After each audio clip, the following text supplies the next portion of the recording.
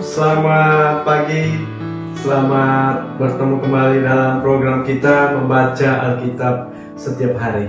Pagi hari ini kita masuk dalam episode 13 Oktober. Saya terus mengajak kita Bapak dan Ibu, kita ikutin terus jadwal pembacaan Alkitab kita.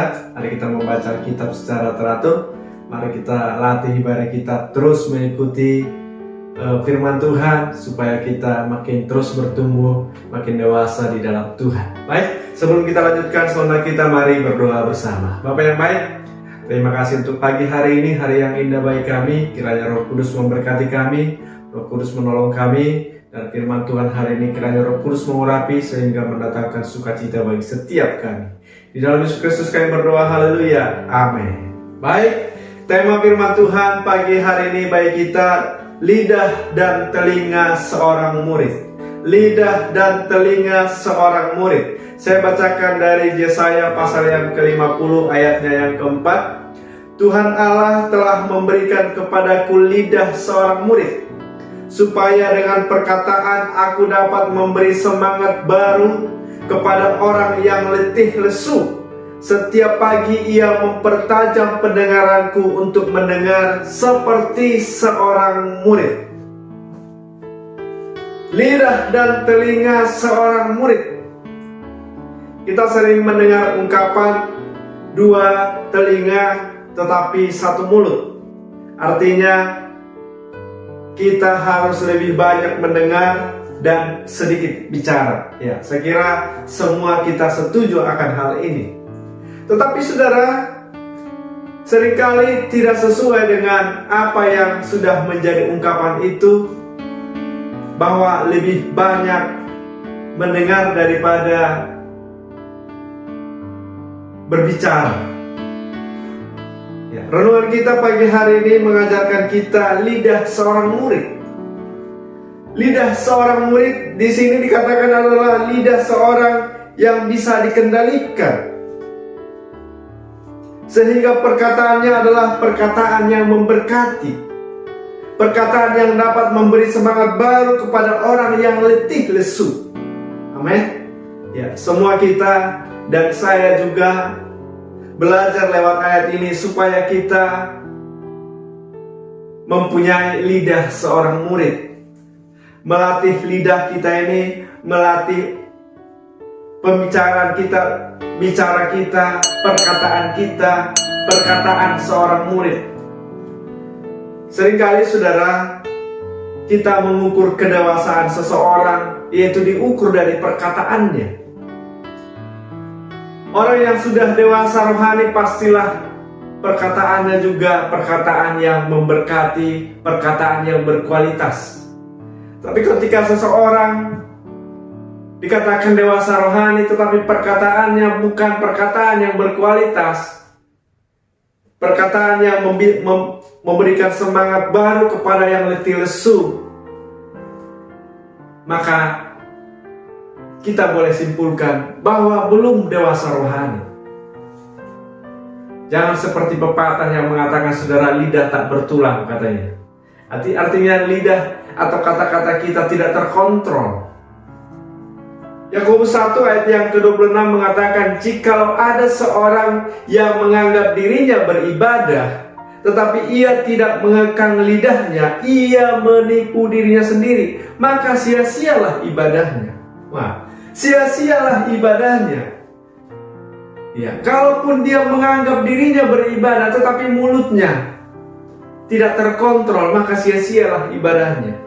Bahkan di dalam Yakobus ini juga dikatakan pasal yang ketiga ayat yang kedua B, barang siapa tidak bersalah dalam perkataannya, ia adalah orang sempurna yang dapat juga mengendalikan tubuhnya. Lidah ini diumpamakan juga diibaratkan kemudi pada kapal-kapal, yaitu kemudi yang dapat mengendalikan kapal itu sekalipun di tengah badai, bisa dikendalikan oleh kemudi yang sangat kecil. Demikianlah lidah kita, dikatakan firman Tuhan. Lidah kita ini bisa mengendalikan seluruh tubuh kita. Apakah lidah kita membawa kita dekat dengan Tuhan? Apakah lidah kita membuat hambar semua ibadah kita? Tapi ayat ini mengajarkan kita supaya kita memiliki lidah seorang murid. Supaya saya dan saudara memiliki lidah seorang murid. Amin. Bagaimana kita bisa memiliki lidah seorang murid itu? Kalau kita penuhi hati kita dengan kasih Tuhan, kita penuhi hati kita dengan firman Tuhan, maka kata-kata kita pun pasti kata-kata yang berkualitas, kata-kata yang memberikan semangat baru, kata-kata seorang murid. Amin. Matius pasal yang ke-15 ayat yang ke-18a mengatakan, tetapi apa yang keluar dari mulut berasal dari hati.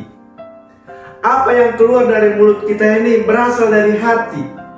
Jadi ketika hati kita dipenuhi oleh kebencian, maka yang keluar dari mulut kita adalah kata-kata kebencian.